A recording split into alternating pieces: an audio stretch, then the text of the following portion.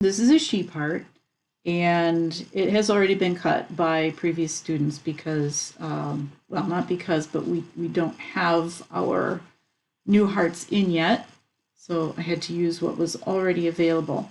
So when you get your heart, it will be uncut, and it will probably also have the pericardium attached, or at least maybe.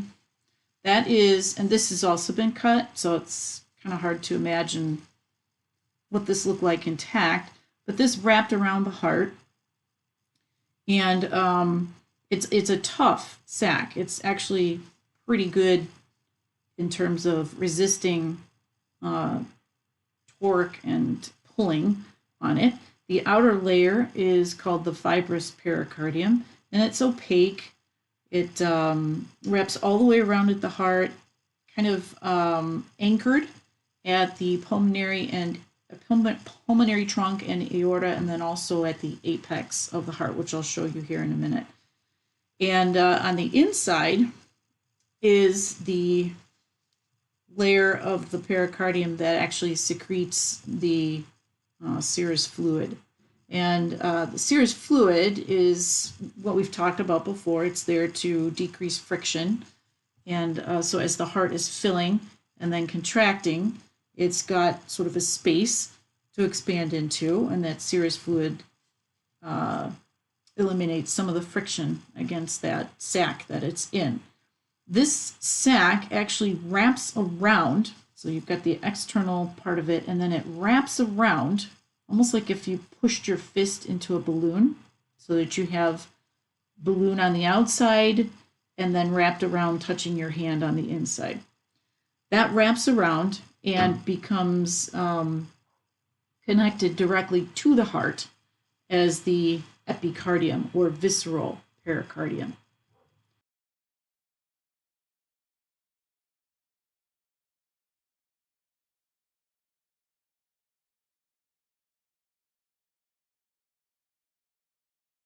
So fibrous pericardium, this is the parietal layer that we see here, and then it wraps around, attaches directly to the heart as the visceral pericardium, which is also known as the epicardium. So visceral pericardium and epicardium are the same thing.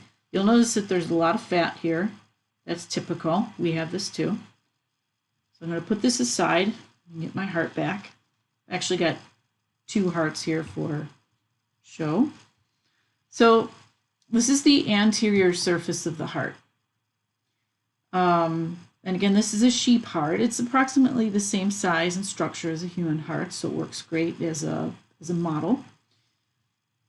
It has fat mainly along this area at the top. This is called the base of the heart up here, this wide part, and the apex is down here at the bottom. This is the left ventricle, this pointy area here. And this pointy area in us points to the left, and the base kind of points to the right. And it sits at a bit of a diagonal between the right shoulder and the left ribs.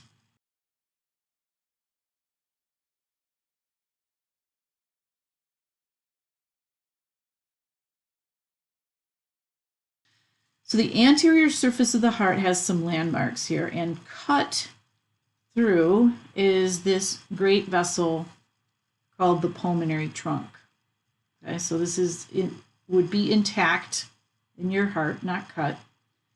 And I'm going to come back to this a little bit later because there's a couple things here that we want to look at. Behind that, also cut through, is the aorta, big tube here. So front, pulmonary trunk, and it kind of goes at an angle from the right side. That's the right side of the heart here, and the left side over here. So it goes at an angle from the right side to the left side. That's your landmark on the front. And then behind that, the aorta, also cut through. Okay. Also, left auricle here. This is like a kind of an extension of the left atrium, and then kind of back is the right auricle, also an extension, but of the right atrium. Okay, so it's the anterior surface.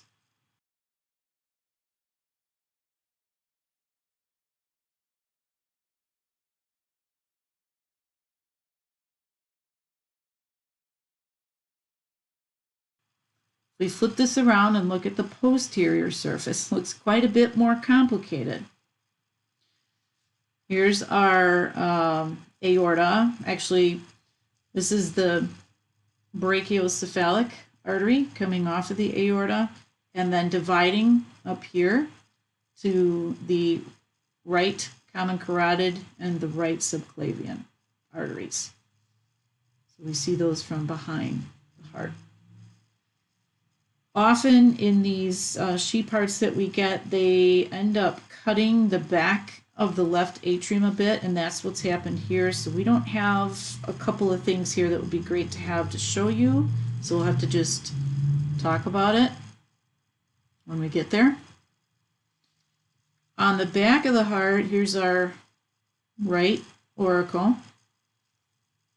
This cut through is our, let me get a probe here. This is the superior vena cava, big vessel which drains the oxygen poor blood from the head and the arms back to the heart. So this is superior vena cava. And kind of extending down and in the back is mostly cut away, but the inferior vena cava. Okay, so on the back we see the superior vena cava and the inferior vena cava. If we can get an intact heart and do this again before we start, we will.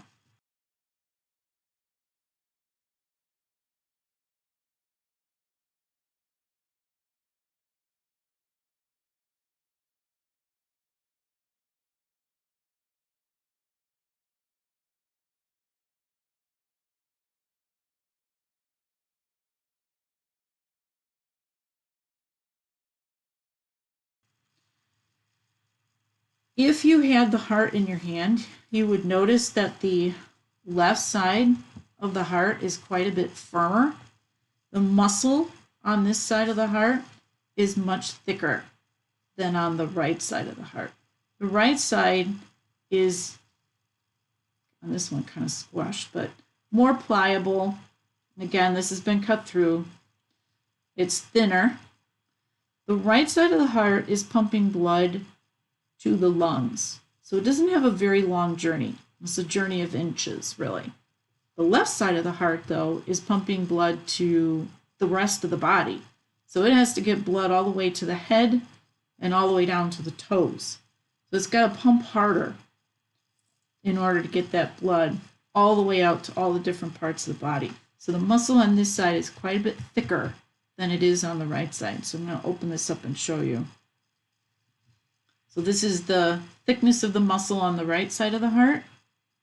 Not very big, or thick, I guess. And then on the left side of the heart, look how much thicker that is on the left side of the heart there. Okay. So on the left side, we've got, about a centimeter thick. And on the right side, maybe half a centimeter thick.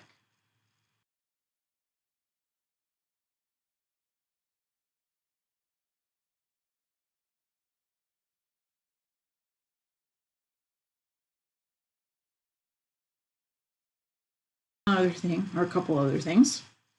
You'll notice that there's sort of a dividing line right here. This is called the anterior interventricular sulcus. Anterior, front, interventricular, between the left ventricle and the right ventricle. Sulcus is kind of like a groove or a furrow. In here are a couple of important blood vessels, which we'll talk about later, with some fat protecting them. On the posterior side of the heart, we have the same thing, and it's been cut through here, the posterior interventricular sulcus. Also, a couple of important blood vessels that are in there that we'll talk about later. Now, I said earlier that the pericardium wrapped around and then became connected to the surface of the heart. This is the visceral pericardium or epicardium. Let's see if I can get that up there. Okay, a thin film attached directly to the heart. I guess I should say thin membrane. Between the atria on the top and the ventricles on the bottom is kind of a groove. This is the atrioventricular sulcus, or groove, up here on the top. It's a bit harder to see on the back. Shoot, hang on, guys. Sorry, my computer went to sleep.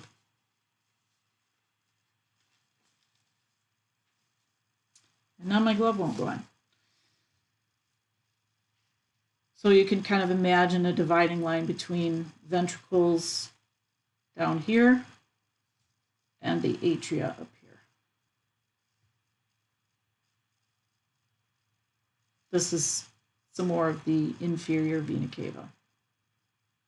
All right, I'm going to stop here and then we're going to go into the heart. Let me make sure I got everything here. Then I wanted to talk about,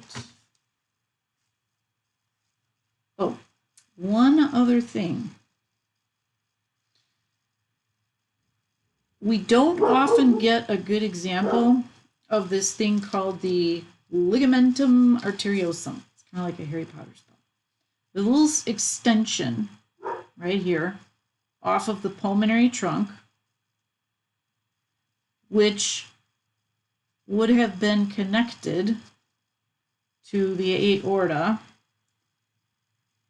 Let's see if I can find where it would have been connected to the aorta. Yeah, it's not really intact any longer. Anyway, this little bit right here, okay, the ligamentum arteriosum is a connection between the aorta and the pulmonary trunk, okay, would have connected the two. This is in a fully developed heart. In the fetal heart, this connection is actually an open passage called the ductus arteriosus. This open passage between the pulmonary trunk and the aorta allowed blood to bypass the lungs or the pulmonary circulation. Remember, the fetus isn't breathing oxygen. Mama's doing that for it. So the oxygenated blood is being, the blood is being oxygenated by mom. So the fetus doesn't need to circulate blood into the lungs in order to get oxygen. We can bypass that. So again, in the fetal heart, this is an open connection right here called the ductus arteriosus that either shortly before or shortly after birth closes and then is called the ligamentum arteriosum.